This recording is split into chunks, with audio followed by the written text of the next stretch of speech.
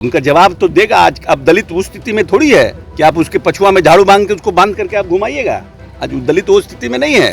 अगर आप उस तरह से बात करिएगा तो दलित भी आपको उसी तरह से जवाब देगा। आप इतने बड़े नेता हैं, आपको लोग सामाजिक न्याय का पुरोधा मानता है और आप एक दलित नेता को इसलिए ये जात से करिएगा सम्मानित।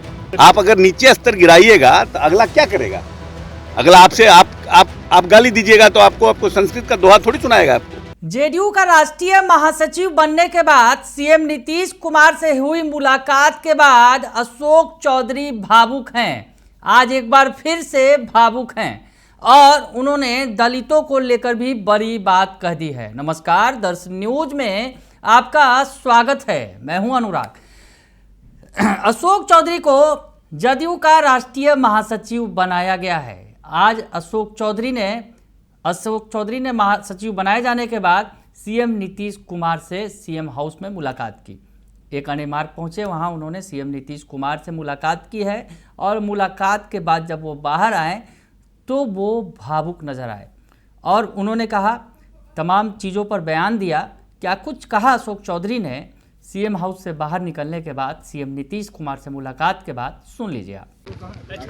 ये पार्टी नेता का प्यार है, स्नेह है और हम समझते हैं कि जब हम कांग्रेस पार्टी से यहाँ आए थे तो 2020 में माननीय नेता ने न सिर्फ कार्यकारी अध्यक्ष पार्टी का बनाया, फिर चुनाव के बाद विभिन्न जगहों पर जिम्मेवारी भी दी, महत्वपूर्ण काम की जिम्मेवारी भी दी, विभिन्न चुनावों में भेजने का काम भी किया और फिर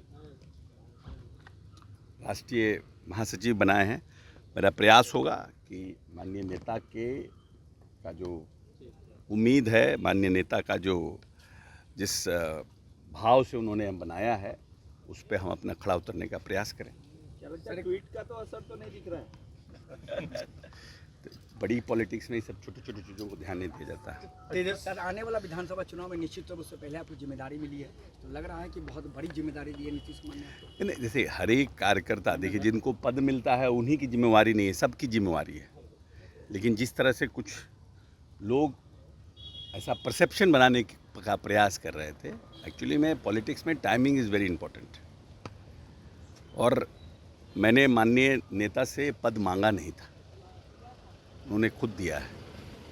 संजय झा जी, हमारे राष्ट्रीय कार्यकारी अध्यक्ष, ने बताया हमको कल कि नीतीश जी का फ़ोन आया था आपके लिए, तो हम लोग कल और आज उन्होंने फ़ोन करके बधाई दी। तो ये भी नहीं बताया कि क्या कर रहे हैं, नहीं कर रहे हैं। लेकिन राष्ट्रीय महासचिव का आज निकला तो निश्चित रूप से हमारे लिए भावुक पल है कि राजनीति में 2 बार हमें बड़ा कष्ट हुआ था। एक कष्ट हुआ था जब हमने कांग्रेस पार्टी छोड़ा था।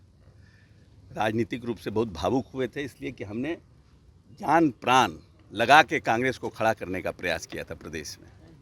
और वहाँ पर अगर कोई आदमी आपको प्रताड़ित करने लगे, ये कह करके कि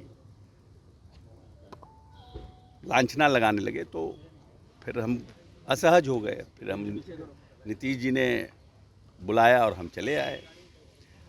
दूसरी बार अभी हमें लगा कि हमको लोग घेरने का प्रयास कर रहा है, तो ठीक है, समय आता है। कभी आदमी जीवन में, हम यही जानते हैं कि प्यार करना है तो माता पिता से करो, महादेव से करो।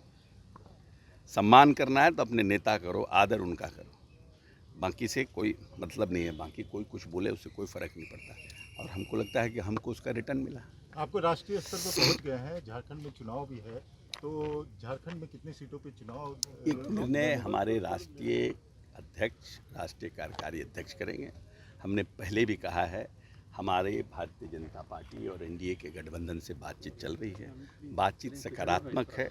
हमारे राष्ट्रीय कार्यकारी अध्यक्ष श्री संजय झा जी लगातार संपर्क में है।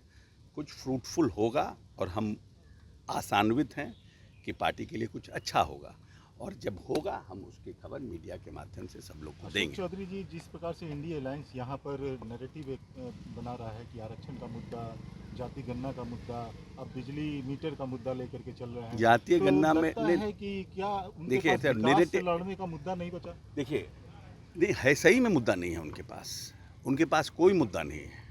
और उनका रिजल्ट आने वाले समय में मैं दावा के साथ कह रहा हूँ, इसलिए नहीं कि मैं राष्ट्रीय महामंत्री बना हूँ, मैं पहले से कह रहा हूँ कि 2010 से भी खराब स्थिति आरजेडी की, गठबंधन की इस प्रदेश में आने वाले चुनाव में होगी। बिहार में कास्ट पॉलिटिक्स भी हो रहे हैं, अब सीधे आमने सामने शब्दों का उच्चारण जो हो रहा है, वो जीतन राम मांझी ने कहा कि आप गडेरिया नहीं, उन्होंने कह दिया आप मुसहर है। क्या लगता है कि राजनीति में इतना ही perception देखिए, होना अब है क्या कि आप जीतन राम मांझी को इसलिए टारगेट करिएगा कि वो मुसहर बिरादरी से आते हैं, ये तो गलत है ना भाई। आप इतने बड़े नेता हैं, आपको लोग सामाजिक न्याय का पुरोधा मानता है, और आप एक दलित नेता को इसलिए ये जात से करिएगा सम्मानित, क्या आप मुसहर हैं? तो उनका जवाब तो देगा। आज अब दलित उस स्थिति में थोड़ी है कि आप उसके पछुआ में झाड़ू बांध के उसको बांध करके आप घुमाइएगा। आज वो दलित उस स्थिति में नहीं है। अगर आप उस तरह से बात करिएगा तो दलित भी आपको उसी तरह से जवाब देगा। तो जीतन राम मांझी ने उसी भाषा में जवाब दे दिया। आप अगर नीचे स्तर गिराइएगा तो अगला क्या करेगा? अगला आपसे आप गाली दीजिएगा तो आपको संस्कृत का दोहा थोड़ी सुनाएगा आपको। राहुल गांधी जिस प्रकार से विदेश में भाषा बोल रहे हैं, आप किस प्रकार से देखते हैं? नहीं, हम डिसएग्री करते हैं, प्रिंसिपली हम डिसएग्री करते हैं। राहुल गांधी जी का बहुत सम्मान है, लेकिन हम प्रिंसिपली डिसएग्री करते हैं। विदेशी सरजमी पर अपने देश की किसी भी ऐसी बात को कहना, और ऐसी बात से जिसमें कि कहीं ना कहीं कॉन्फ्लिक्ट हो देश में, उस तरह के किसी भी बात से कहीं भी इनकार करना चाहिए। अगर आप विदेशी सरजमी पर हैं, हमारे घर के अंदर किसी का भी डिस्प्यूट हो, भाई से डिस्प्यूट हो, माँ से डिस्प्यूट हो, बाप से डिस्प्यूट हो, लेकिन पड़ोसी को ये नहीं मनकारी होना चाहिए कि हमारे घर में डिस्प्यूट है। और विदेशी सरजमी पर राहुल गांधी को अटल बिहारी वाजपेयी जी का यूएनओ में भाषण सुनना चाहिए।